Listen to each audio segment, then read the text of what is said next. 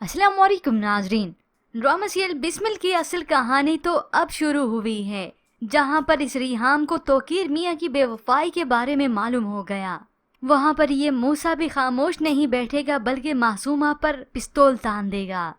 Next episodes के तो कुछ फ्लैशबैक से दिखाए जाते हैं कि किस तरह से इस मासूमा ने तोकीर मियां को अपनी झूठी मोहब्बत के जाल में फंसाया और बिल आखिर तोकीर मियां ने उससे निकाह कर ही लिया। मगर ड्रॉप सीन तो तब होता है जब रिहाम आकर यहाँ पर इस तोकीर को और इस मासूमा के साथ साथ इसके वालिद को भी बेइज्जत किया कि ये तरबियत की है आपने अपनी बेटी की। सदीकी साहब की हालत बहुत ज्यादा बिगड़ चुकी है।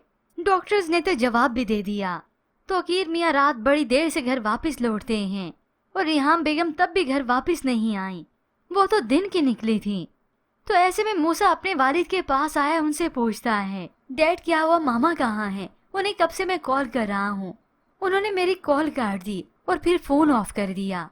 तो तोकीर मियाँ अपने बेटे मूसा के सामने झूठी बोलते हैं। कुछ नहीं हुआ, वो मियाँ बीवी में जो छोटे मोटे झगड़े होते हैं नॉर्मली वही हुआ। ये सुनकर मूसा तो हंसने लगा, अपने वालिद से जतन करता है, आप दोस्त हैं यार मेरे। डैड आप मुझे बता सकते हैं दोस्तों से बातें कब छुपाई जाती हैं?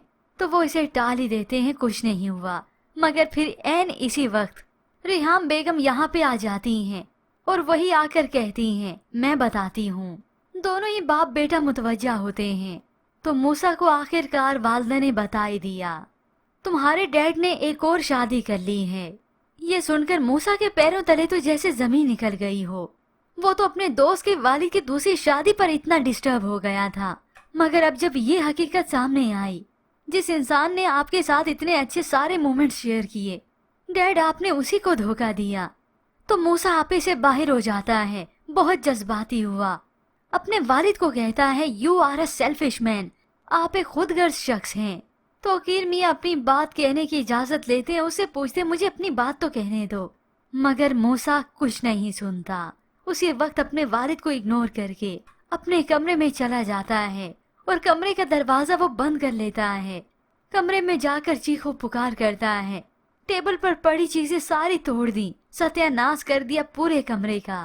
रोता है, चिल्लाता है। अब यही रिहाम होती है जो मूसा के कमरे में ही रुकती है, मूसा को और तसल्ली देती हैं, तुम्हें और मुझे तोकीर से कोई अलग नहीं कर सकता। रिहाम बेगम रोती है तो मूसा उससे ज्यादा जज्बाती होता है। मगर फिर यूं ही अगली सुबह उसने सोच लिया कि अब उसने करना क्या है। वो तो अपनी बेड ड्रॉर से पिस्टल निकाल लेता है और अपने वालिद को जाकर दो टोक कह देता है, मेरी मॉम आज उसकी वजह से रोई हैं, मैं उसे रुलाऊंगा और फिर जान से मार दूंगा।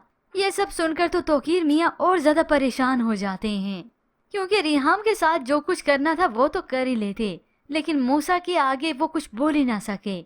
जबकि दूसरी जानिब उधर मासूमा के वालिद का इंतकाल हो गया।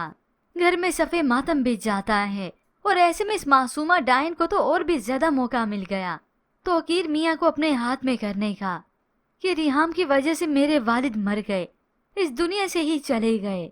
और इस वक्त में इस तोकीर की और ज्यादा हमदर्दी वो समेटेगी। मगर यहाँ पर मूसा अपनी वालदा की भी बात नहीं सुनता, वो तो रोकने की कोशिश करती हैं। मगर ये मूसा मासूमा का पता करवाकर वहीं पहुंच जाता है।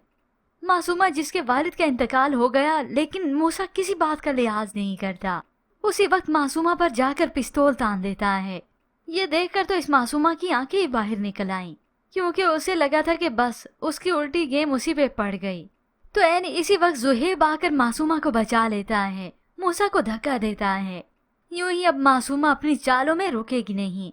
उधर सुकून बर्बाद हुआ तो इस रिहाम और मूसा का ही, और बाकी रही तोकीर मियाँ, उन्हें मासूमा के सामने कोई और दिखेगा ही नहीं, ना अपनी बीवी और ना ही अब बेटा।